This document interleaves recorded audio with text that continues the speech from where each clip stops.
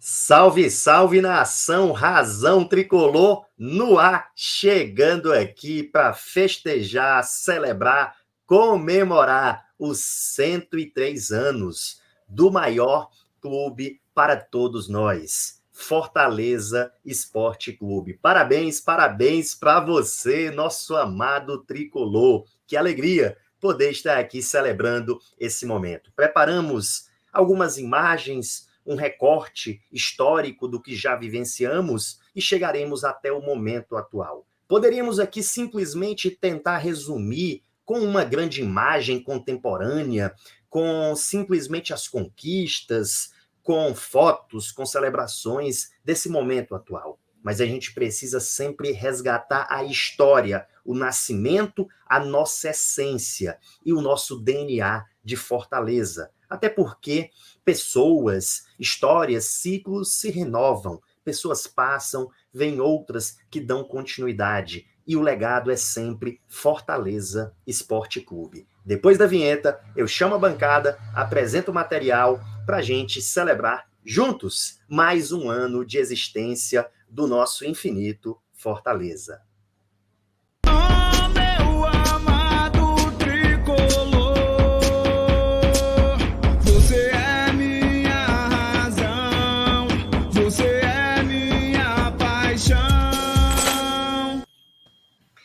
Salve, salve, nação, salve, salve, meus amigos de bancada. Boa noite, Pri.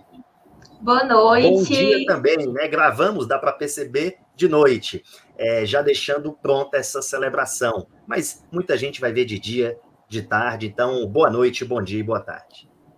Feliz dia 18 de outubro, né? É o que a gente pode dizer. Feliz de poder fazer parte desse vídeo tão importante, a nossa singela homenagem ao clube que amamos, que carregamos no nosso DNA, e por isso que a gente se dedica tanto, né? Todos os dias nós vivemos o Fortaleza da forma que dá, sempre com o intuito de apoiar e sempre pelo Fortaleza. Então é um prazer estar aqui para a gente contar um pouquinho dessa história, para a gente se reconhecer na história do Fortaleza. Boa noite, Marcelo Leão. Marcelo León El Brabo. Boa noite, bom dia e boa tarde. É isso, Yuri. Bom dia, boa tarde, boa noite a todos nós, tricolores. Que momento, que fase, mas que não começou agora. A semente foi plantada em 18 de outubro de 1918. Estamos aqui para celebrar o amor que nos une, a paixão do maior clube do estado, um dos maiores do Nordeste, um dos maiores do país. E vai além fronteiras. A nossa história está começando agora. Isso aí. Guilherme, historiador do nosso clube, um grande pesquisador, que inclusive ajudou junto com o Vitor do Crônica Tricolor, um vídeo, né? E também algumas coisas, algumas surpresas que o próprio clube irá demonstrar muito em breve. Seja bem-vindo, Guilherme. Boa noite, galera. Como disse a Pri, feliz dia 18 de outubro para todos, né? Eu costumo dizer para quem eu posso que esse dia é entre os dias úteis o que mais merecia ser um feriado, porque ele com certeza mudou. O dia 18 de outubro de 1918 foi marcado na história e mudou para sempre o mundo que nós vivemos, né? Se você está vendo esse vídeo agora é porque certamente você também concorda. Então a gente está aqui para elucidar, para contar histórias, para enriquecer esse vídeo sobre um dia tão especial para nós como torcedores. Perfeitamente, meu amigo, perfeitamente. Eu já vou pedir licença para colocar aqui na tela a apresentação que foi feita, né, pelo Vitor do Crônica Tricolor, grande parceiro, Vitor do Crônica Tricolor e Guilherme do Tricolistas. Tem depois um vídeo muito bacana, um vídeo curtinho que foi feito pelo Gui, que a gente vai colocar aqui também. Tá? Mas essa imagem aqui, essa primeira imagem, na linha do que eu já vinha falando, a gente poderia colocar a conquista da Copa do Nordeste, a gente poderia colocar o campeonato nacional mais importante que algum time do futebol cearense já teve, mas a gente escolheu colocar essa foto de 1995. E por quê? Porque foi um dos períodos mais difíceis da nossa história. esse período de 1995. Um período muito difícil. Foi a época ali, por volta de 96, que esse que vos fala começou mesmo a frequentar o Castelão. O próprio Castelão era judiado, era um pouco sofrido, e a gente passou uma época muito nebulosa, uma época muito difícil, e mesmo assim, mesmo em essa época difícil, de resultados difíceis, de uma influência midiática muito forte do eixo, né, fomentando os clubes de fora, mesmo assim, se a gente olhar bem essa foto, a gente vai ver aqui jovens resistindo a essas dificuldades. E essa é a nossa essência. Esse é o nosso DNA tricolor, o DNA da resistência, da resiliência, da reinvenção, do nosso espírito de garra e de guerreiros como verdadeiros leões. Então, para representar bem isso, a gente quis trazer essa perspectiva de um amor incondicional. 103 anos é somente uma pequena parte de um clube que se eterniza, independente de quem passe por essas histórias. E é só o começo aqui, mas esse começo ele merece ser lembrado e reverenciado, porque no começo nós tivemos simplesmente 7 títulos invictos. Na década de 20 ganhamos tudo, mas tivemos 7 títulos invictos e uma vitória que até hoje é lembrada e que está na memória dessa nossa história, da nossa biografia, 8-0 no nosso rival, certo? 8-0. E nessa memória também nós podemos lembrar, nesse início, nesse começo, de Juracy, de Pirão, Humberto, Chichico, Moacir, Bila e tantos outros desse período que foram bravos, né, em iniciar uma jornada tão especial. Muita gente acha que o Fortaleza é um clube de elite. O Guilherme vai poder desmistificar um pouco isso, né? Que o Fortaleza sempre foi um clube de elite, de pessoas abastadas, e não é bem isso. Não é bem isso. O Fortaleza, inclusive, sempre foi um clube de inclusão social. O primeiro jogador negro que nós tivemos no nosso futebol foi do Fortaleza Sporting Clube, tá? Fortaleza Sporting Clube, que foi ali fundado, né, por Alcides Santos, que fundou esse maior clube nas cores, né, da Revolução Francesa, Fortaleza Sporting Clube. Eu passo a palavra aí para vocês, para os comentários iniciais desse início de trajetória que a gente sempre precisa lembrar para a gente não esquecer a nossa história. Maravilhoso, Yuri. Deixa eu me intrometer rapidinho, porque essa tua fala sobre o Castelão de 95, cara, é muito legal. Se caçar essa foto aí, eu vou aparecer em algum momento. Me orgulho de ter vivido esse período, de ter sido resistente, como você colocou, de estar ao lado do Fortaleza na década, uma das piores décadas da nossa história, e que serviu como trampolim para o fortalecimento que a gente tem hoje, né? Eu gosto de falar que a gente foi forjado na dor. E quem é forjado na dor, meu amigo, não desiste, não abre jamais. Os anos 90 foram bem difíceis. Essa foto, inclusive, é do acervo do Neto Pontes, o incrível Gota, a TUF das antigas, e a própria Leões da TUF, que foi fundada em 1991, um ano de título cearense, é bem verdade, golaço de Mirandinha no Castelão lotado, mas que vai percorrer uma década de 90 muito difícil. E poderia ali ter acabado a torcida, ter desistido, a gente parar de frequentar. Eu até questiono se outros clubes suportariam o que a gente suportou. Tem que ser um leão para entender e para viver. Eles nunca vão entender o que é a nossa paixão. Quando eu digo eles, eu falo todos. Eu não me refiro a A, B ou C. Até porque quando eu falo de A, B ou C, eu falo de divisões e elas para nós não existem, porque nós estamos de pé em todas elas. Na C, na B, na A, na Sula, na Liberta, quem sabe. É massa ver essa história, é massa ver o início do Fortaleza lá atrás, o orgulho que a gente tem de falar do Alcides Santos, da Revolução Francesa, para quem... Eu sou professor de geografia e enamoro a história diariamente, o peso do liberdade, igualdade e fraternidade para a sociedade mundial, e carregar isso é muito legal. Essa nossa blusa Le Play tem um peso muito grande, Fortaleza que sempre joga muito bem de Le Play, diga-se de passagem. Uniformes belíssimos, um mascote sensacional, o clube da garotada, o clube daquelas camisas, é tudo muito grande, né? É tudo uma Fortaleza aí, mexe com a gente. Eu vou chorar hoje no programa, sem dúvida nenhuma, porque é massa rever aquilo que nos une, né, Pri? Com certeza, e falando de 1995, né, eu tinha 3 aninhos, então, assim, ver essas fotos e conhecer um pouquinho da história e saber que a gente sempre foi forjado na dor, né, como o Marcelo mesmo bem colocou, e saber o quanto Fortaleza nos ensina a ser resiliente e por isso que chegamos aonde estamos hoje e com certeza vamos alçar voos mais longos ainda para a próxima temporada, se Deus quiser.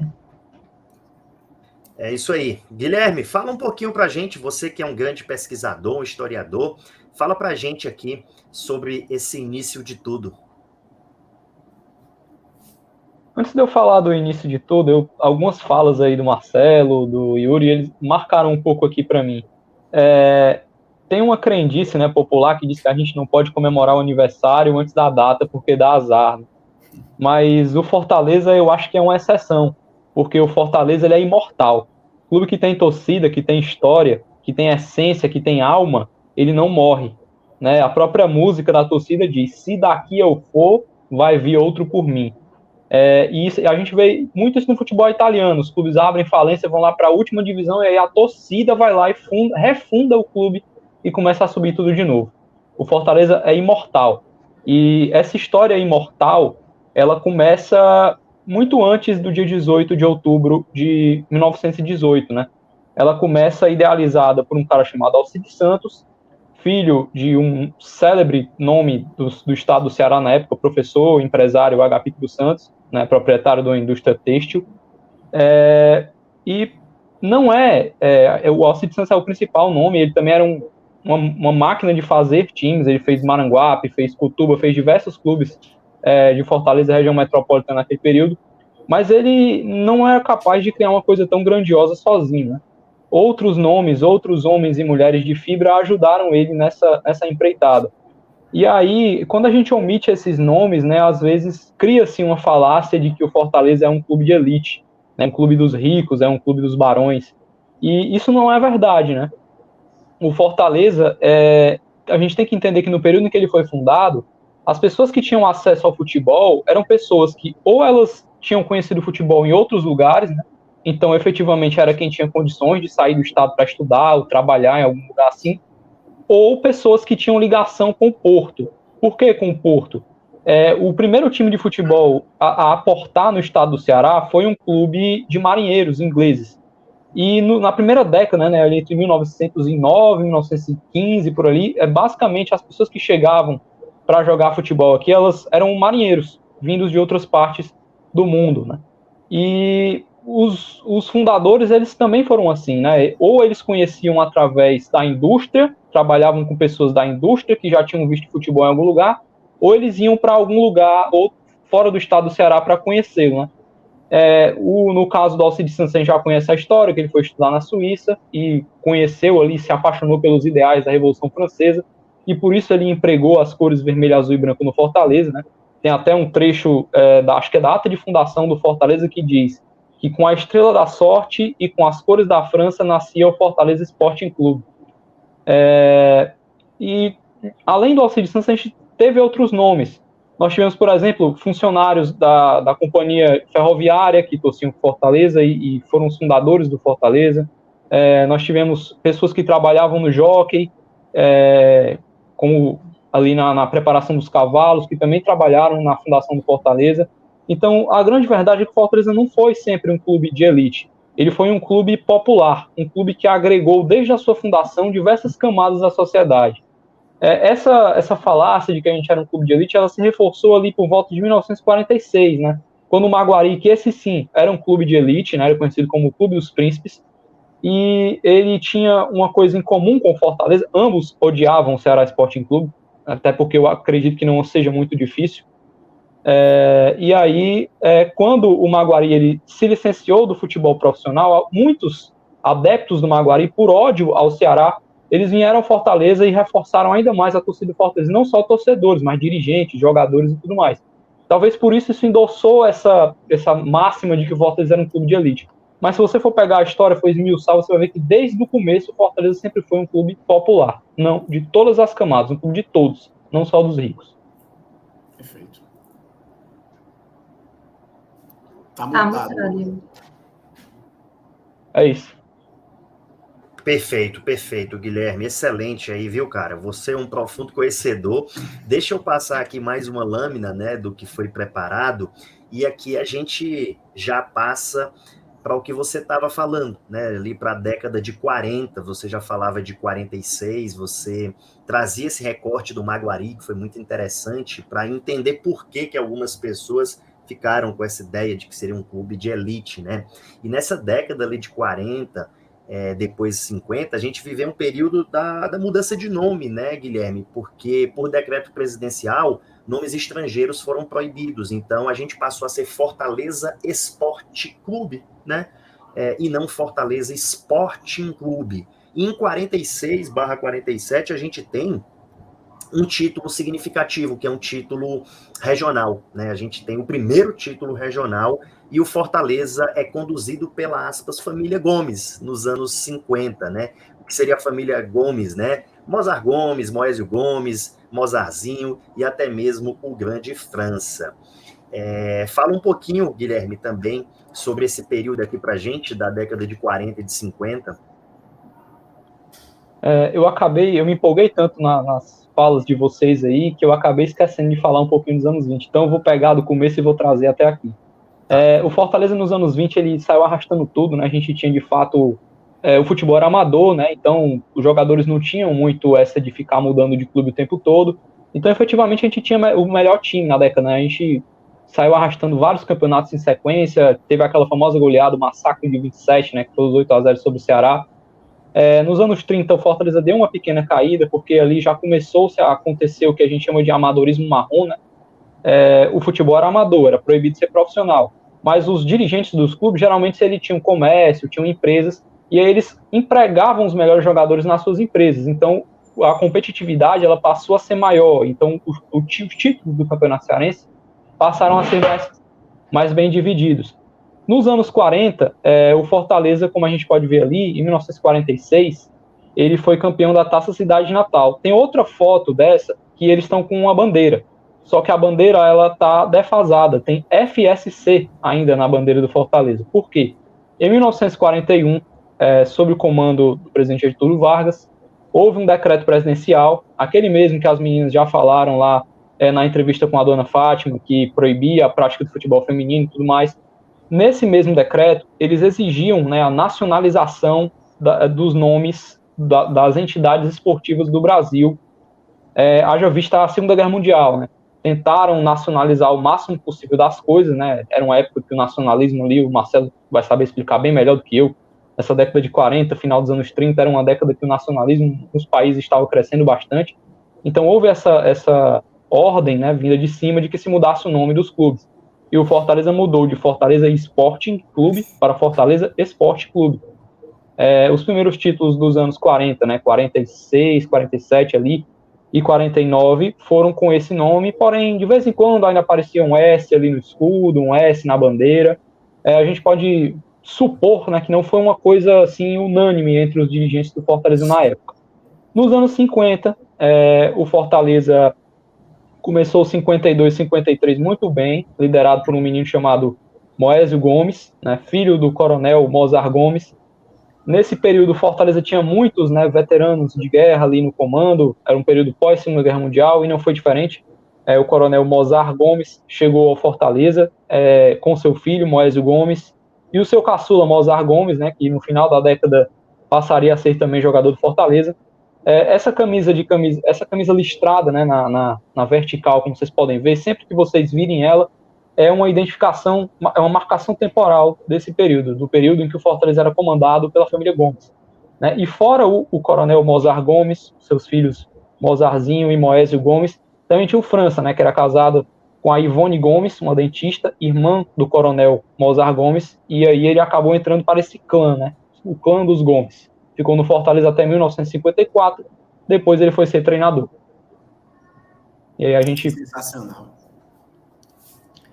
Pode avançar. Guilherme, para muitos o Moésio é um dos maiores jogadores da história do futebol cearense, né? O Moésio, ele chegou a ser cotado para ir para a Copa de 1958. Aliás, para a Copa de 62, salvo engano. é um jogador que teve oportunidades. Era muito raro um jogador do estado do Ceará chegar a jogar num clube do eixo, né? Chegar a jogar em São Paulo, chegar a jogar no Rio de Janeiro nessa época. E ele teve esse prazer de jogar no Fluminense, né? Jogou também no Náutico. Era um jogador, de fato, quem conhecia e quem o viu jogar costumava chamá-lo de Pelé Branco ou Pelé Cearense, algo assim, porque realmente ele era um jogador que ele tinha uma técnica muito diferente. Não era um jogador forte nem rápido, mas ele tinha uma habilidade, para quem o viu jogar, assim, fora de série, uma coisa divina, praticamente. À vontade. Guilherme, e, cara, passando aqui para os anos 60, a gente tem, assim, um período muito especial, né, cara? Porque o Fortaleza chegou 2 vezes em finais da Taça Brasil, né? A gente passou a ter uma representatividade no cenário nacional. E eu queria saber de você, que é um grande pesquisador, 2 coisas. A primeira delas é relacionado a essas Taças Brasil, né? O que falta para um reconhecimento dessa Taça Brasil, para uma espécie de unificação, né? Para que seja visto como uma Copa do Brasil, o que seria? Explica para a gente exatamente assim o que representava a Taça Brasil, né? E também nós tivemos nessa década aqui de 60 a expansão da torcida. A inauguração, né? A inauguração da nossa casa, né? Tivemos uma casa sendo inaugurada, era importante, que carrega até hoje o nome, né, de Alcides Santos, Pri. Para sua alegria, que vive lá, né, que adora ir para o PC. E também o outro fato que, na verdade, tivemos ali na década de 60, que era a regência que a gente tinha da nossa torcida, né? E era a charanga do Gomercindo, quem já não ouviu falar, né? Eu queria muito ter presenciado, infelizmente, eu estava ali sendo preparado para vir na década de 80 ao mundo. Mas fala pra gente aí, detalhe um pouco melhor. Fala pra gente, Guilherme, porque tudo está passando um filme na minha cabeça daquele muro lá no PC, já que o Yuri falou que eu adoro ir para lá, eu realmente adoro ir para lá, e eu fico viajando naquele muro que conta um pouquinho dessa história todinha, e aí eu estou relembrando aqui, quando você fala. Bacana. Massa a questão do muro. A primeira pergunta do Yuri foi por que a Taça Brasil não tem esse reconhecimento, né? Se vocês virem na identidade do Campeonato Brasileiro, identidade visual do Campeonato Brasileiro desse ano, tem Brasileirão 50. Né? Eles colocam como se o Campeonato Brasileiro tivesse começado em 1971. Completaria 50 anos hoje. Aí depois, se você for questionar, talvez eles vão dizer, não, mas o nome Campeonato Brasileiro foi esse. Não foi. Em 71, o nome do campeonato era Campeonato Nacional de Clubes. Então, nem essa desculpa eles podem dar. A grande verdade, né, eu posso dar aqui uma resposta mais polida e tudo mais, mas a grande verdade, né, ao meu ver, na minha opinião, que não é reconhecida é porque desde os anos 1930, né, a Rádio Globo do Rio de Janeiro, ela impunha que os seus clubes, as suas praças esportivas, elas fossem passadas via rádio para o restante do Brasil, né? Talvez por isso a gente tenha torcidas desses clubes, né, mesmo que em maus momentos, eles têm torcidas pujantes aí em várias partes distantes do território nacional. E na Taça Brasil, esses clubes não ganharam, né? O Botafogo vai ganhar da gente lá em 68, mas o Flamengo não ganhou, né? O Vasco não ganhou, Taça Brasil. Então, houve toda uma luta, né, judicial para que isso fosse reconhecido e tudo mais. Então, acho que é por isso que o reconhecimento ele não vem. E os anos 60, cara, eu vou ser sincero que eu me enganei bastante sobre eles. Eu achei que a gente nunca mais ia chegar ao ponto de dizer, não, poxa, fui vice-campeão brasileiro. E felizmente eu posso estar enganado, né? A campanha que o Fortaleza vem fazendo esse ano, de estar em semifinal de Copa do Brasil, de estar em terceiro, quarto colocado de Campeonato Brasileiro de pontos corridos, talvez possa estar nos enganando. A primeira vez que o Fortaleza chegou a ser vice-campeão brasileiro foi em 60, né? A Taça Brasil. É importante a gente falar que antes do primeiro campeonato nacional de clubes, né, primeira Taça Brasil em 59, o campeonato brasileiro era feito por seleções. A seleção cearense jogava contra a seleção potiguar, que jogava contra a seleção pernambucana. Enfim, era um selecionado de cada estado existente no Brasil, né? No Rio de Janeiro eram 2, era Rio de Janeiro e Guanabara. E esses estados eles jogavam entre si e decidiam o campeão, e o campeão brasileiro era a seleção que vencia esse campeonato. Em 59, né, a CBD organizou efetivamente um campeonato nacional de clubes, e aí o campeão foi o Bahia. Em 60, o Fortaleza chegou à final contra o Palmeiras, né, houve algumas desistências pelo meio do caminho, porque o campeonato ele era feito em chaves, né? Tinha a chave Nordeste, a chave Norte, e aí o vencedor da chave Norte ia jogar contra o vencedor da chave Sul-Sudeste, que foi o Palmeiras, né? O Palmeiras, desde sempre, com um poderio financeiro muito grande, né? E o Fortaleza chegou àquela final desfalcado também. A primeira partida no PV, o Fortaleza fez um jogo difícil contra o Palmeiras, só que na partida de volta, jogadores fisicamente bastante esgotados, não tinham o preparo físico que se tem hoje, ou sequer que o Palmeiras tinha em 60, e o próprio goleiro Pedrinho Simões, nessa competição ele chegou a jogar contra o Bahia a final do Norte, com o braço quebrado, pendurado numa tipóia durante 45 minutos. Ele segurou a Fonte Nova ali durante 45 minutos com o braço na tipóia. E o seu Pedrinho, em algumas entrevistas recentes, ele disse que o Fortaleza levou esses 8 do Palmeiras no Pacaembu, no jogo de volta, porque houve um desfalque muito grande no sistema defensivo. Um zagueiro acabou se machucando, se não me engano era Célio, e foi substituído pelo Sapenha, que já era um jogador bastante de idade, já não tinha o preparo físico para segurar os jogadores do Palmeiras. Então, essa é a justificativa dele, da pessoa que viveu, para o placar ser tão elástico, né? Talvez isso seja uma frustração que esse momento deixou, mas não deixa de ser uma grande glória o fato de você poder bater no peito e dizer que seu time é vice-campeão brasileiro da Série A, hoje em dia, com a unificação dos títulos. Ali nos anos 60, o Fortaleza...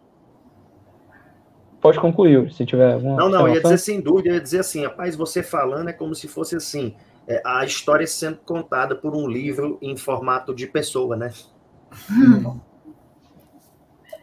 Eu sou um torcedor curioso, cara. A gente tem curiosidade de saber essas coisas e, às vezes, quando a gente descobre uma informação que está esquecida, né, está enterrada, é muito satisfatório você poder contar para outras pessoas e tal, porque a história do Fortaleza ela é muito rica, né?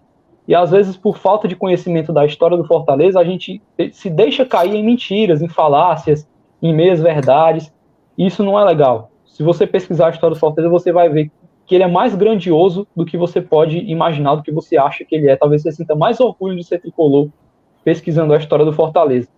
E essa história, nos anos 60, né, a gente teve ali altos e baixos, perdendo títulos estaduais por muito pouco. Vale lembrar que a Taça Brasil ela só premiava, né, a participação do campeão estadual. Então, Fortaleza não venceu em 62, teve dificuldade ali, e venceu 64, disputou 65, mas não foi longe e tudo mais. E voltou à final de Taça Brasil em 68, depois de ter sido campeão estadual em 67. Né? Em 68 houveram novamente algumas desistências pelo meio do caminho. Basta lembrar que naquele tempo a questão de viagem de avião já era mais complicada, então a maioria das viagens eram de ônibus. Aí você imagina como é que eram as estradas do Brasil nos anos 60, né?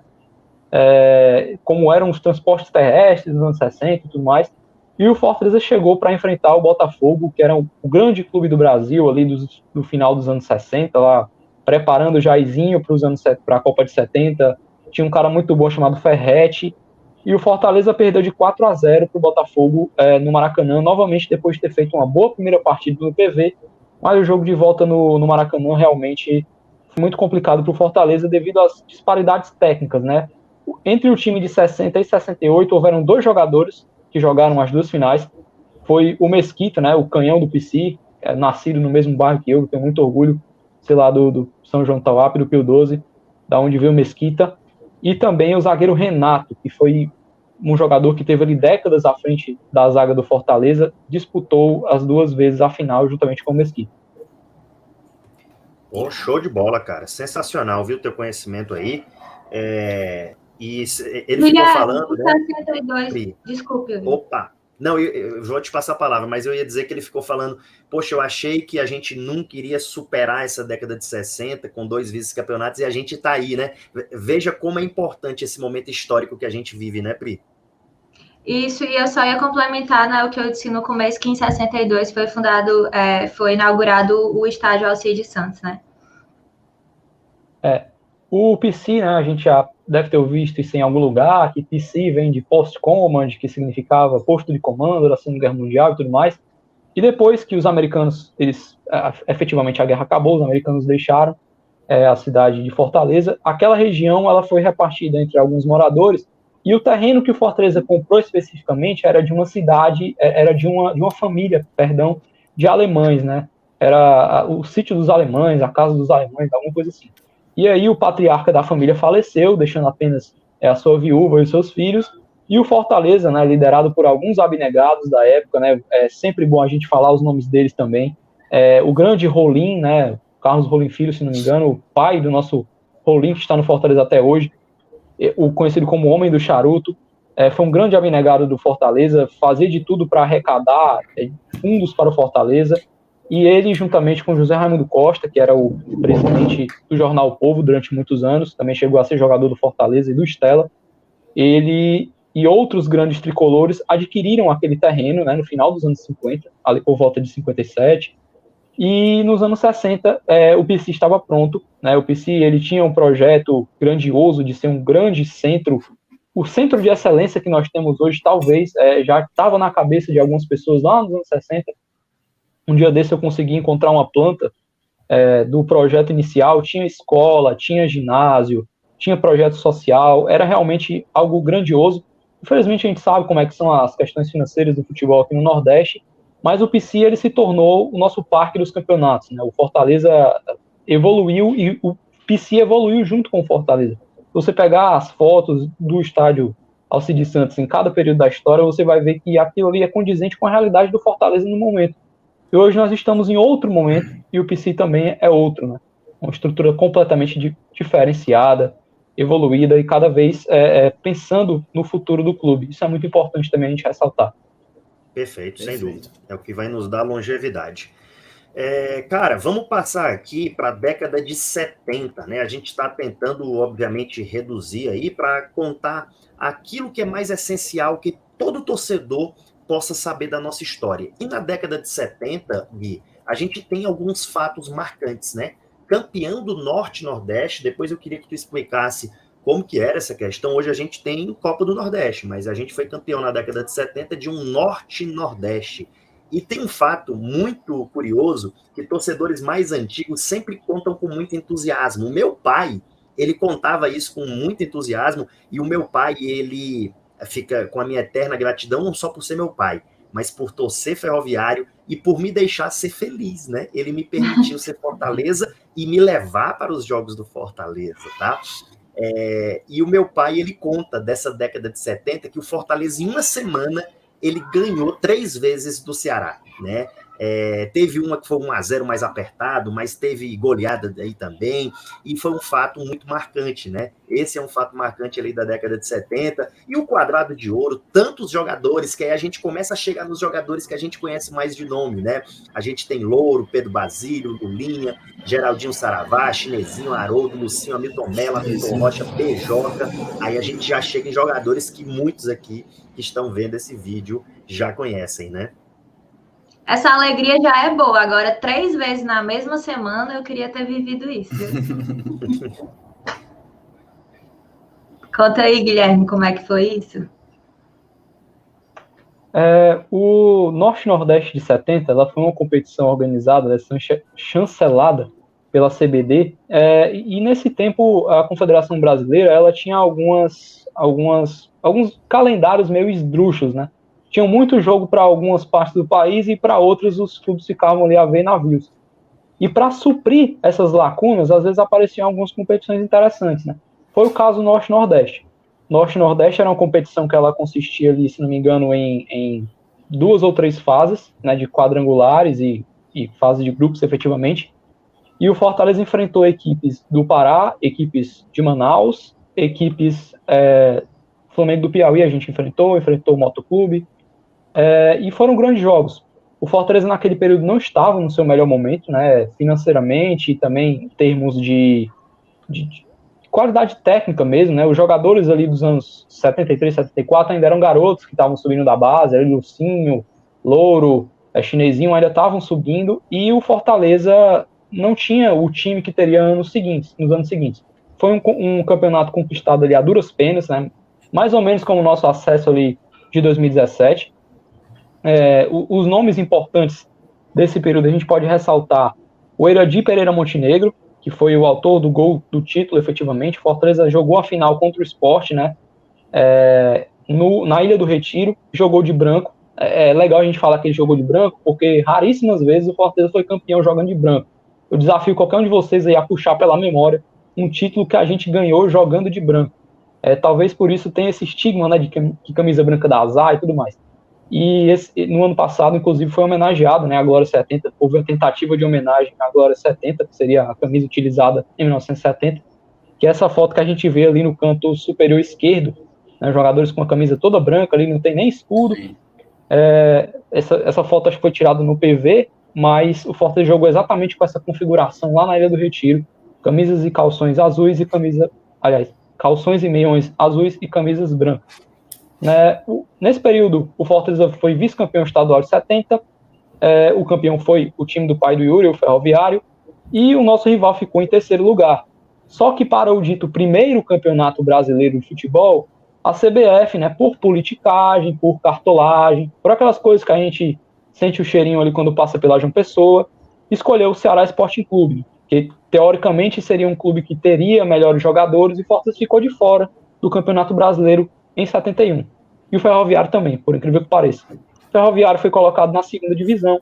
E aí, para que não houvesse o Fortaleza, alguns clubes grandes, né, Ponte Preta, Fortaleza, Náutico, ficassem sem divisão, houve uma segunda divisão paralela, que chamaram de Torneio de Integração Nacional. Esse torneio foi disputado em Goiânia, né, e o Fortaleza conquistou um título, né? Pouca gente sabe, mas em 71 o Fortaleza conquistou um título nacional.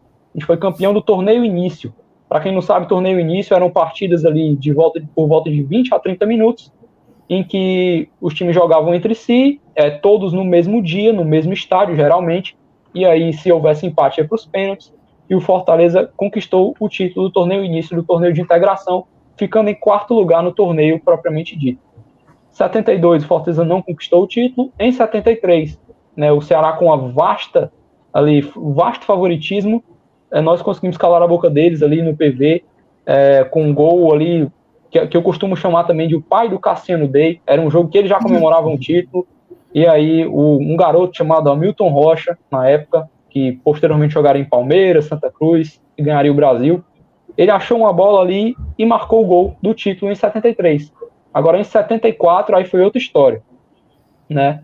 74, de fato, o Fortaleza tinha o melhor time, tinha os melhores jogadores, né? Eu não sei, eu não vi esse time jogar, mas quando eu olho para aquela foto ali, eu consigo sentir uma empatia muito grande. Não sei se é porque eu pesquiso ou se eu sei o quão importante foi aquele ano de 74 para o Fortaleza, né? Esse é o ano do famoso quadrado de ouro, comandado por Moésio Gomes, um treinador genial, à frente do seu tempo, né? Um time em que os volantes eles marcavam e saíam para o jogo, mais ou menos o que hoje se acha bonito, né? 50 anos atrás quase, o Fortaleza já fazia, né? Saindo da cabeça do Moésio Gomes. E aí a gente tem ali Lulinha, Pedro Basílio Osíris, Zé Carlos Canguru, que era o segundo volante. A gente tem o Louro, lateral direito, o Roner, lateral esquerdo. O Roner era o jogador que a galera pegava no pé na época, ele era o operário do PC, digamos assim. É um jogador que não enchia os olhos, né? Hoje, Fortaleza historicamente sempre teve, mas hoje a gente tem muito jogador que a gente pega no pé, que a gente esculhamba, e quando o cara faz o gol, a gente vai a fora do mesmo jeito. O Roner, ele pegou a vaga depois do titular se machucar, o Bauer quebrou a perna e ele pegou a vaga de titular e não saiu mais. A gente tem ali o Haroldo, flecha ligeira, que era o ponta, o Hamilton Melo, né, que assim como o Mozart também é um dos melhores jogadores da história do futebol cearense, o Lucinho, né, que era o camisa 10 daquele time, a cabeça pensante por trás das jogadas de ataque, o Chinesinho, que era o primeiro volante, mas ao estilo dos volantes que a gente tem hoje, um volante que pisa na área, que dá assistência, e o grande artilheiro do campeonato diversas vezes, artilheiro do Castelão, artilheiro do Romeirão, e só não foi artilheiro do Junco porque jogou lá apenas 1 ou 2 meses. Geraldino Saravá, um dos maiores artilheiros da história do Fortaleza. Em 75, o Fortaleza não conquistou o título, tentou, mas não conseguiu, ficou ali por um triz, e aí o time começou a debandar. Alguns jogadores foram para João Pessoa, outros foram buscar a sua vida ali nos clubes do eixo. Fortaleza passou um longo e tenebroso inverno ali no final dos anos 70, até 1982. Cara, muito bacana. E o Louro, ele realmente, Guilherme, foi o primeiro jogador cearense a conquistar a bola de prata, né? Primeiro cearense eu não tenho certeza, né? O prêmio Bola de Prata era um prêmio promovido, né, pela Placar, depois foi para a ESPN, mas o Louro foi o primeiro jogador do Fortaleza, né, a receber essa honraria de bola de prata.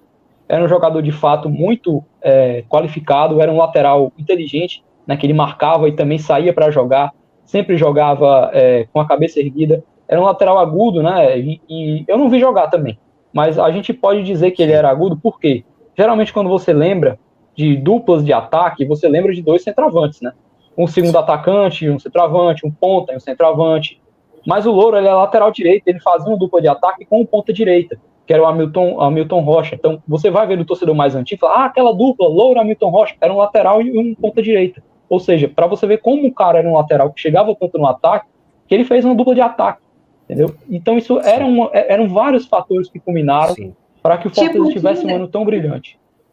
Tipo o Tinga, exatamente. Só que o Tinga é melhor pelo alto, né? Ele vai bem nas bolas aéreas. O Louro não, ele era bom com a bola no pé mesmo. Jogador que tinha um passe diferenciado, pelo que dizem, cruzamentos perfeitos. Então era assim um time muito bom. Isso que a gente estava falando, das 3 vezes na mesma semana, o Fortaleza venceu por 1-0, 3-1 e 4-0 o Ceará. Né? Domingo, quarta e domingo, ou sábado, quarta e domingo, algo assim. O Fortaleza conseguiu esse feito que até hoje é inédito e com certeza vai ser inédito por um bom período. Guilherme, eu falei da questão de ter sido o primeiro cearense, né? Você, mais do que ninguém, pode falar isso. Na verdade, o que eu queria só deixar bem claro é porque teve jogador do Ceará recentemente, né? Que teve a questão da bola de prata, disseram, o primeiro jogador do futebol cearense e tudo, e depois até fizeram uma retificação, porque esqueceram do Louro, né? Esqueceram do Louro, que foi jogando pelo Fortaleza. E, cara, indo para a década de 80, na década de 80, a gente teve o Fortaleza ali um tempo sem ganhar uma taça, né? No final de 70, e em 82 o Fortaleza, digamos que renasceu, né? E em 83, com um time, né, que foi tido como timaço, né, o Guilherme, que Ney Rebouças montou, era regido pelo famoso Luizinho das Arábias. Mas tem uma coisa muito legal da década de 80, Guilherme, que eu tenho aqui em casa, que é uma camisa da Adidas, aquela famosa camisa da Adidas, tão linda, né? Tinha até a tradicional e a branca, né? Ela foi dessa década aqui de 80. E tivemos vários jogadores, né? Como o Salvino, que aparece aqui na imagem da foto, que depois foi preparador de goleiros, e inclusive todo goleiro que passava elogiava o nosso Salvino. Tivemos o Assis Paraíba, Júlio César, Tangerina, Caetano, dentre tantos outros, né? Como eu tinha falado, os anos 80 eles começaram depois de um longo e tenebroso inverno ali do Fortaleza. Nos anos 70, o Fortaleza passou pela mão de vários presidentes, né? A gente tinha problemas financeiros seríssimos. E no final dos anos 80, aliás, no começo dos anos 80, o Fortaleza disputou o Campeonato Brasileiro de 1981. E a gota d'água para esse período chegar ao fim foi uma humilhante goleada que o Fortaleza sofreu para o Flamengo no Maracanã. Ali houve finalmente o entendimento de que se precisava mudar, né? Parece que havia ali uma visão de que a gente está perdendo no Nacional, a gente está perdendo o Campeonato Cearense, mas está tudo bem, as coisas são assim mesmo, a situação financeira está ruim, vamos levando. Até que em 82, um cara que já havia ali trabalhado arduamente pelo Fortaleza nos anos anteriores, chamado... Me lembra o nome dele aí, Marcelão?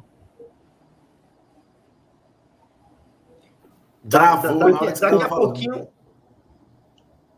O pai do Leão, o Papa. Silvio Carlos? Silvio Carlos. Chegou ao Fortaleza. Lima. Exatamente. Chegou ao Fortaleza em 82. O maior marqueteiro da história. O maior marqueteiro da história do futebol cearense, Silvio Carlos, chegou ao Fortaleza. Do clube da garotada. Exatamente. O pai de tudo isso aí. Ele chegou ao Fortaleza novamente em 82, e aí ele já chegou pegando os melhores jogadores do time e mandando embora, trocando. Pedro Basílio tinha saído do Fortaleza nos anos 70, voltou, trocou por um jogador chamado Mazolinha, trouxe o Beijoca para o Fortaleza, trouxe ali diversos jogadores que fizeram a diferença. Tinha um cara chamado Zé Eduardo, que ele era camisa 10 do Ceará nos anos 70. Ele era ali tido pela torcida da João Pessoa como um deus, como um cara, botava um cara no pedestal, ele era torcedor, e até hoje ele é torcedor deles lá. Mas em 82, né, ele veio jogar no Fortaleza ali, botando um pouquinho de banca, dizendo que queria que um ou outro jogador fosse embora, tinha um jogador chamado Evilásio, né, que era um jogador muito, muito goleador. Ele disse que esse cara tinha problema de visão, que ele não jogava com jogador cego, e aí mandou o cara fazer um exame de vista. Enfim, essas histórias de bastidores que a gente acaba descobrindo por acaso ocorreram no pré-1982, e aí o Fortaleza venceu o Ferroviário e acabou sendo campeão em 1982, saindo finalmente desse jejum de títulos. Em 83, porém, já não era mais o Silvio Carlos, né, chegou à frente do Fortaleza ali um grupo de empresários, né, comandados por Ney Rebouças, que é o nome que está hoje na praça, onde está localizado a sede do Fortaleza Esporte Clube. Também Nestor Falcão e outros grandes nomes do Fortaleza Esporte Clube. E aí, fazendo uma injeção de dinheiro, né, ele chegou para a imprensa e disse: nós vamos fazer a seleção do Nordeste.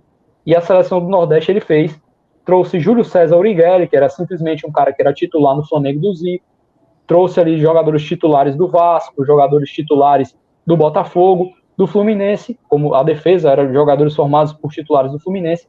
Em 82 também foi mantido para 83 um cara chamado Salvino Damião Neto, né, que havia chegado aí para o Ferroviário em 81, e que o Silvio Carlos teve o tino de buscar lá no Ferroviário para defender a meta tricolor. Esse cara foi mantido para 83, né?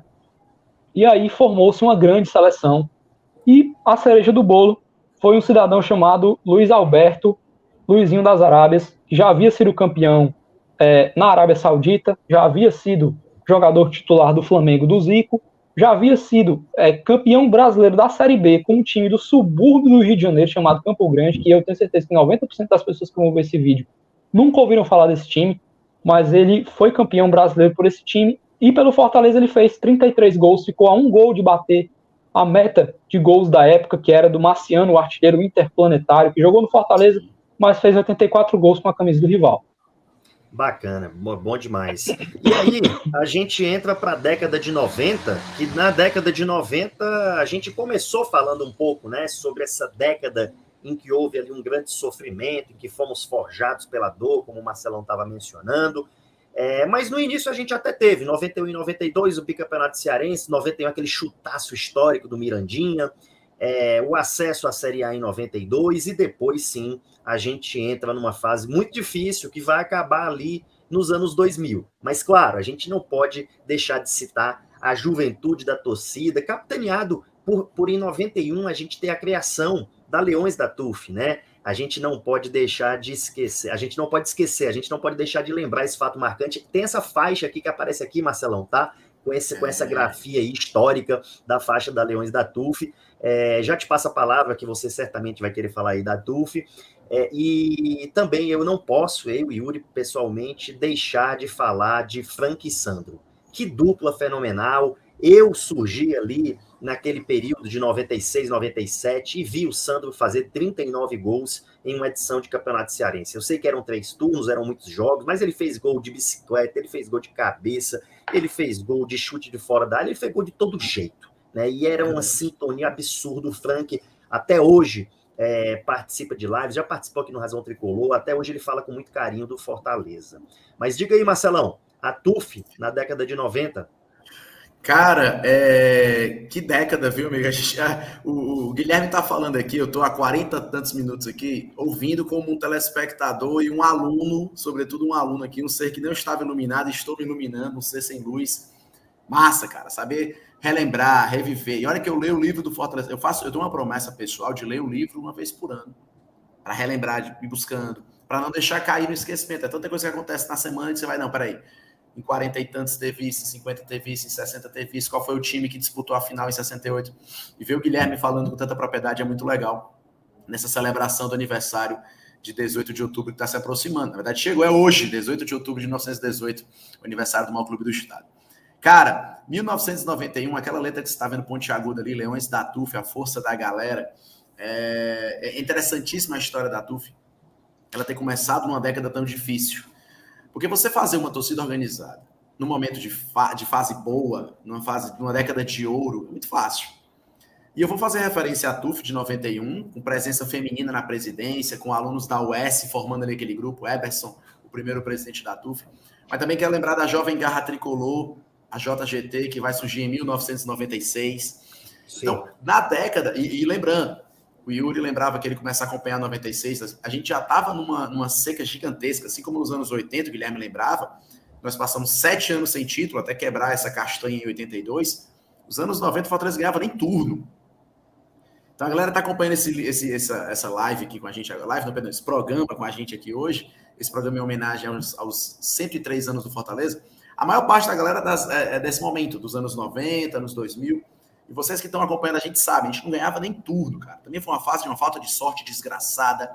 Faltou muito também, às vezes, de tino de diretoria. Perdi atleta em momento importante. E quem carregou esse clube nas costas dos anos 90 foi a torcida. E isso muito me orgulha, sabe, Priscila? Porque hoje em dia a gente pega, seja um sócio torcedor, faça não sei o quê. Essa época a gente está falando de ir na sede, pessoalmente, procurar ajudar. Né? A gente não vive um momento informatizado como a gente vive hoje. Então a gente era, durante muitos jogos, minoria na arquibancada, porque era difícil, porque todo mundo nos anos 90 torcia Flamengo, Palmeiras, Corinthians, São Paulo. O Guilherme lembrava muito bem do impacto da Rádio Globo, ainda quando se fala de Taça Brasil, mas quando a mídia televisiva se estabelece no futebol brasileiro, os anos 90 são péssimos para os clubes nordestinos. A gente vai ter um ponto fora da curva no futebol pernambucano, porque a sede da Globo Nordeste é em Recife, e aí os jogos de esporte Santa Cruz e Náutico passavam nos domingos ou nos fins de semana para a população pernambucana, o que não acontecia para a gente. O Yuri vai lembrar com certeza, e Pri, era engraçadíssimo, porque é o seguinte, se você só acompanhava o Fortaleza se você fosse ao estádio, ponto. Caso não, rádio, certo? Aí acontecia que na TV Cultura, no domingo, 10 horas da noite, passava a reprise do jogo que tinha rolado no fim de semana. Então, às vezes, eu não podia ir, pivete, eu sou de 84, então eu tinha 10, 11 anos, moleque ainda. Muitas vezes conseguia fugir para ir a jogo, meus primos me levavam, o Júnior, o Pio, era maravilhoso. Meu pai, que não gostava, meu filho é muito violento. Meu pai pegou uma época que não tinha violência quase nenhuma, e depois começou o início dos anos 90 ali mais difícil. Mas, Yuri, você lembra que era TV Cultura, irmão, passava a reprise. Sim. Então, se você não fosse ao estádio, não tinha informações. E o Yuri vai ser muito assertivo quando ele fala.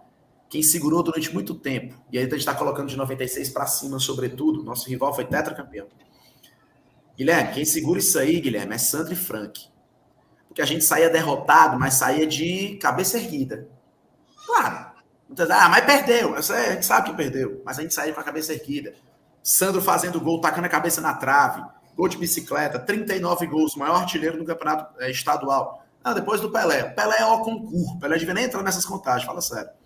Então o Sandro é esse nome, o Frank é esse nome. Então, assim, os anos 90 foram difíceis.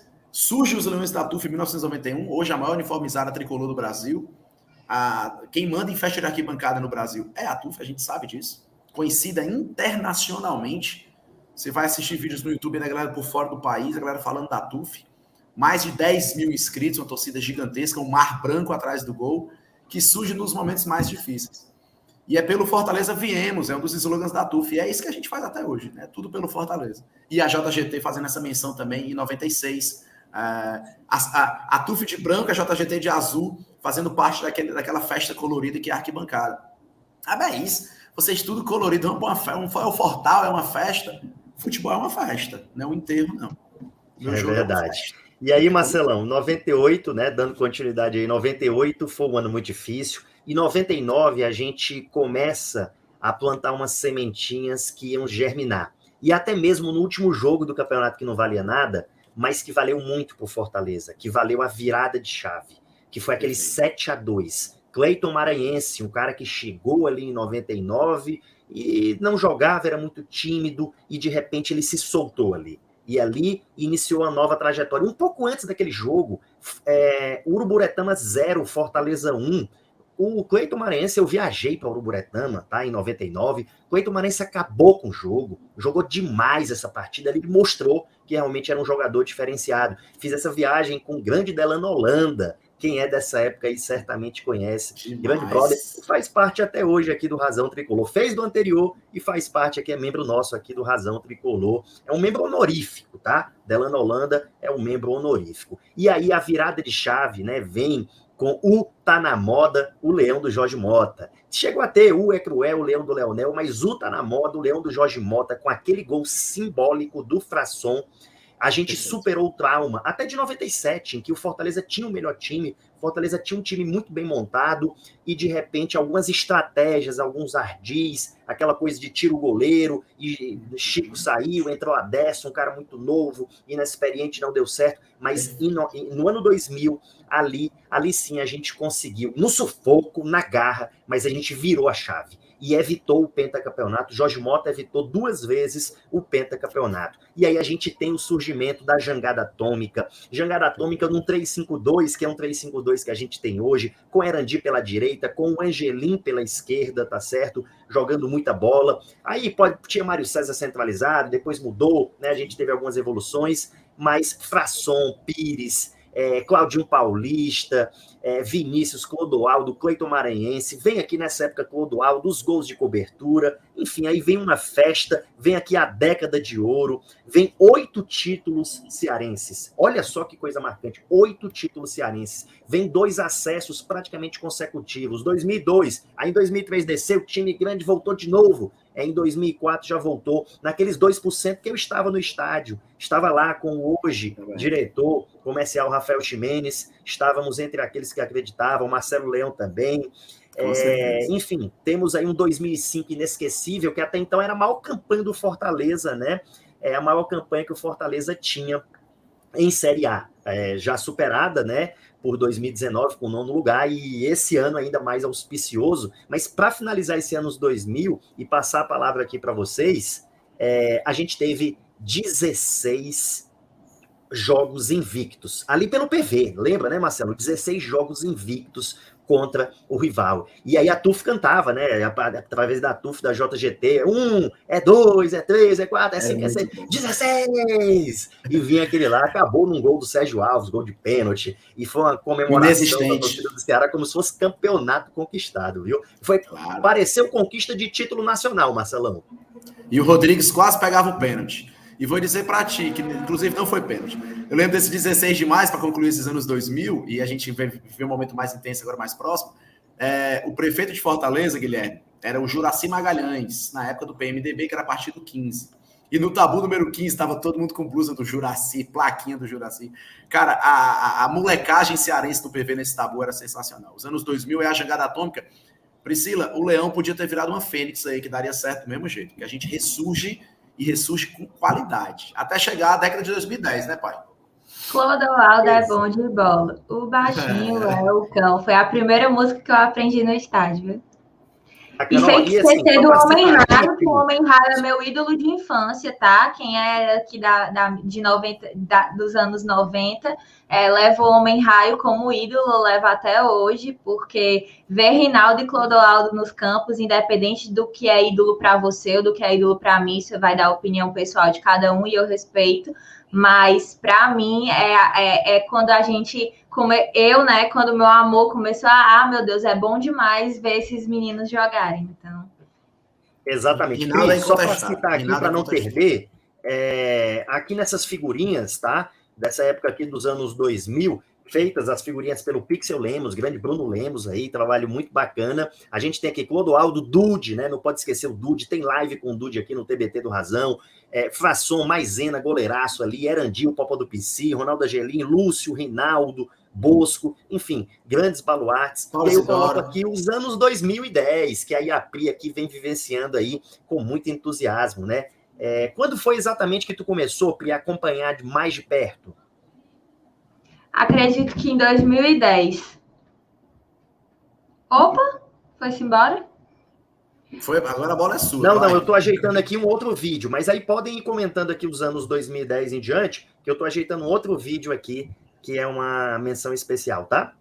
Então, aí na arte mesmo, né, eles colocaram os pontos, assim, cruciais de 2010, a gente foi tetracampeão cearense, 8 anos de reafirmação desse amor incondicional, e aí isso aí eu não consigo nem explicar em palavras, né, viver esses anos aí de todo ano acreditar que ia dar certo e não dava, até o dia que deu certo, e enfim, o gol do Cassiano, que para mim, até já, sempre que me perguntam qual foi assim, a coisa mais emocionante que você já viveu com Fortaleza, com certeza foi aquele dia, né, porque a gente já estava cansado de esperar, e nada mudar, e aí aquilo ali, que mais um ano que eu achava que ia ser tudo igual e sair dali com novos planos e assim, por causa de segundos, né, de minutos, assim, aos 47 do segundo tempo, tudo começou a mudar, então fico até emocionado de lembrar. E aí tem o Renascimento em 2017, campeão brasileiro em 2018, e aí eu lembro muito do Boeck, tá? Assim, respeito a todos, sei que a história foi construída por todo mundo, mas eu não posso deixar de agradecer sempre que eu posso, porque eu tenho certeza que a gente não estaria vivendo nada disso se não fosse o Boeck, que naquele tempo falou que queria viver com o Fortaleza, né? Perguntaram para ele, inclusive esse vídeo está rodando nas redes sociais aí, um vídeo que perguntaram para o Boeck aonde ele queria chegar, né? Depois de 2018 com o Fortaleza, e ele afirmou que queria chegar na Libertadores e que depois o céu era o limite para o Fortaleza. E se Deus quiser, nós vamos chegar e ele vai estar junto, sim, porque Boeck, para mim, é ídolo, merece todo o nosso respeito, e se não fosse ele, a gente não estaria vivendo o que a gente está vivendo hoje. Vou passar a bola para os meninos. Cara, antes de eu passar para o Guilherme, eu acho que falar dos anos 2010 aí é muito mais vivo para quem está acompanhando o nosso programa, tenho certeza, pela idade do nosso público. É complicado, 8 anos de Série C, e a gente não se envergonha disso, tá? Às vezes um e outro quer tirar onda com isso. 8C. É 8C, cara, passa muito ano na C mesmo. E a gente permaneceu de pé nesses 8 anos de Série C, não abandonamos o clube, a média de público sempre lá em cima, a gente tentou e sempre estava presente, né? Diferente do que a gente viveu nos anos 90, quando financeiramente era muito complicado para o Nordeste. Eu digo até, Guilherme, brincando, que a Série C dos anos 90 é uma Série C caótica, e a Série C dos anos 2000 é a Série C de estádio de Copa. Apesar de ter toda a desgraça que é estar na terceira divisão para um time do tamanho do Fortaleza, não condiz, não faz nenhum sentido. Mas era uma coisa que tinha um pouco mais de estrutura, né? A gente conseguia criar uma estrutura maior. E o Brasil todo acompanhou essa celeuma, essa peleja do Fortaleza em 8 anos. Eu acho que o Boeck é o grande representante disso. Claro, o Marcelo Paes vai ser o presidente que vai... Ninguém está falando da gestão. Eu quero falar, objetivamente, de dentro do campo. A personificação do renascimento tricolor é o Marcelo Boeck. Então, meu amigo, se você não gosta do Boeck, respira fundo e guarda para ti essa tua ingratidão. Porque o Boeck, ele é gigantesco. Ele é gigantesco. São Januário tem uma estátua do Romário. E eu posso estar vislumbrando aqui, posso estar extremamente clubista. Eu não acharia esquisito em nenhum momento ter um busto do Marcelo Boeck no PC. Pelo tamanho do que esse maluco representa dentro de campo. Pela defesa que ele faz contra o Tupi. Pela exibição gigantesca que o Boeck vai ter no Campeonato Brasileiro de 2018, no título. O Boeck, ele vai do acesso a levantar a taça brasileira no Fortaleza Juventude 4-1. Então, assim, é gigantesco. Bota o Fortaleza na Sul-Americana. E, se Deus quiser, o Marcelo Boeck vai levar a gente até a Libertadores. Junto com esse elenco de hoje tão gigantesco, né, Priscila? Tão recheado. Tu falou aí do Tupi, aí eu lembrei do Bruno Melo também, né, que fez o gol, e eu queria dizer que a gente precisa valorizar mais quem estava conosco do inferno até o que a gente está vivendo hoje, se eu posso chamar de céu. Então, além do Boeck, eu lembrei do Tinga, eu lembrei o Felipe, que está desde 2015, né, tem o Bruno Melo também, então a gente... só gratidão a todos eles que permaneceram conosco, né, desde aquele tempo difícil até hoje, que merecem estar conosco hoje, desfrutando de tudo que o Fortaleza vem proporcionando para o torcedor. É o respeito, né, Guilherme? Quero te ouvir, irmão, mas é o respeito. Ah, não é um craque, A, B ou C não são craques. Cara, mas a gente só tá olhando para o horizonte mais distante agora, que a gente se apoiou nos ombros deles. Exato. Foi no ombro do Bruno Melo, foi no ombro do Felipe, foi no ombro dos operários tricolores que a gente conseguiu se segurar para olhar para o Libertadores. Então, respeito à nossa história tão riquíssima, né, Guilherme? Eu estou viajando. É o respeito por quem roeu o osso, né, Marcelo? Chamar para comer filé é muito fácil.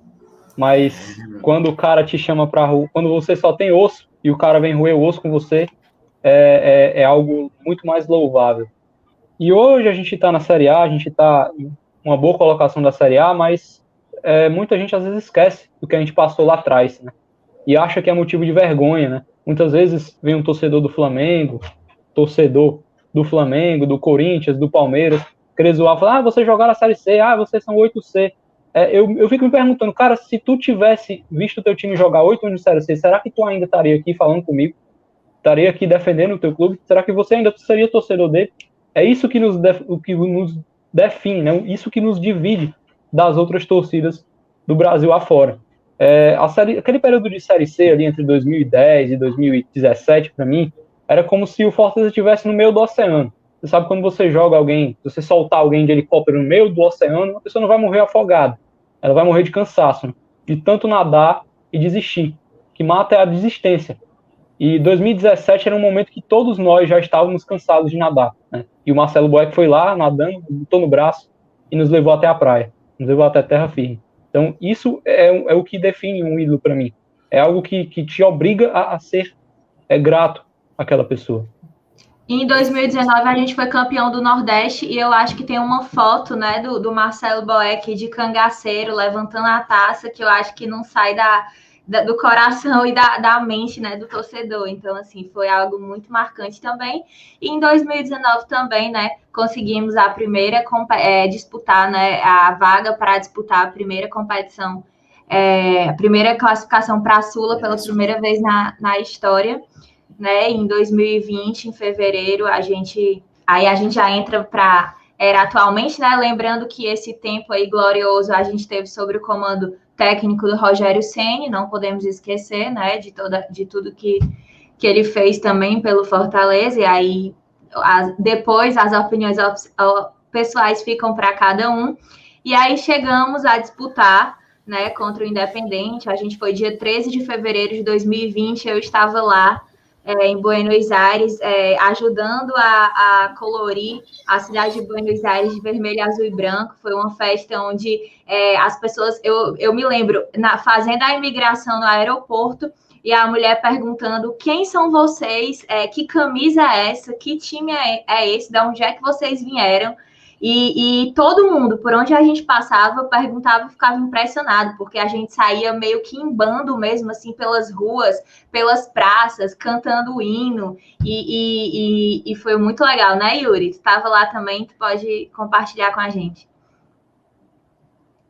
Tá mutado. Colocou até uma roupa de gala para falar sobre esse momento. Foi para falar, assim, né, a transformação do momento. Então, eu vim corporificar aqui, até com um lenço aqui, com um pocket square tricolor, tá? Dá para aparecer aqui o bordô, né?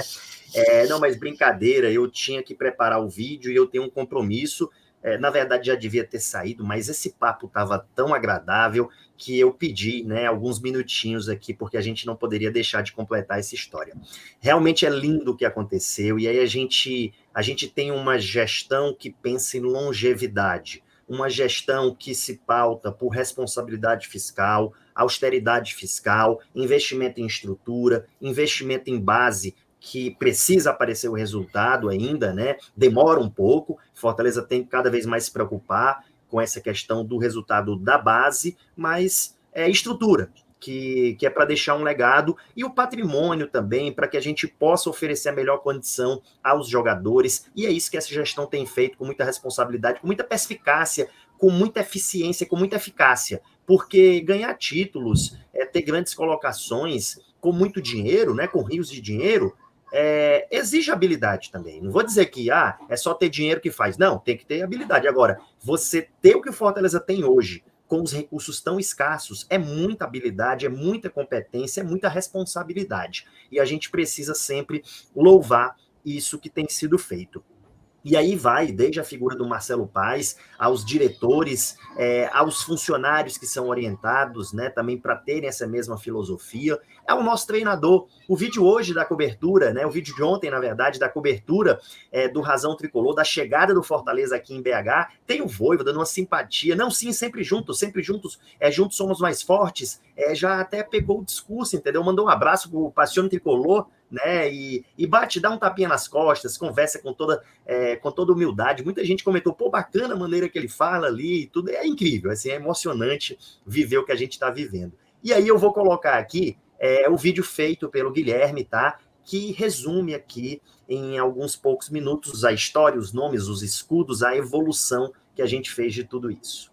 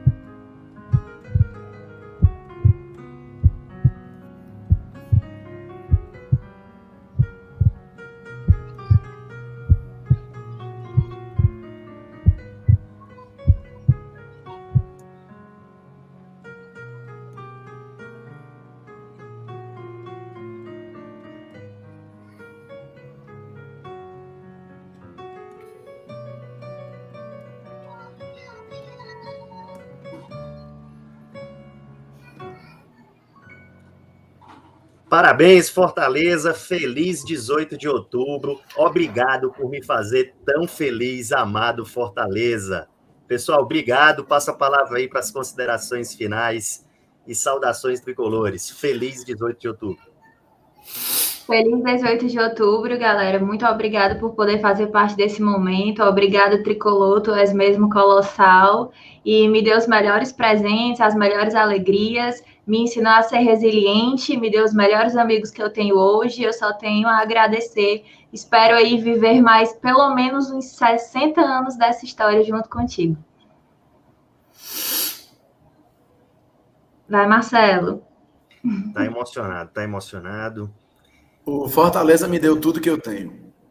Fortaleza me deu o que eu sou. O Fortaleza me deu o que eu sou. É forte isso, viu? Impactante. Lindo, cara. Guilherme, obrigado, meu amigo. Obrigado, pessoal. Obrigado para todo mundo que acompanhou até o fim. É sempre um prazer falar de Fortaleza, falar de história, compartilhar aquilo que a gente sabe. Eu não sei mais do que ninguém, né? Só, como eu sempre gosto de dizer, eu sou sempre apenas um torcedor curioso, né?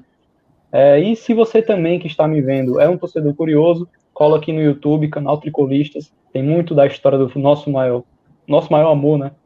O maior clube do mundo, Fortaleza Esporte Clube. Feliz 18 de outubro a todos. Até mais, pessoal. Abraço.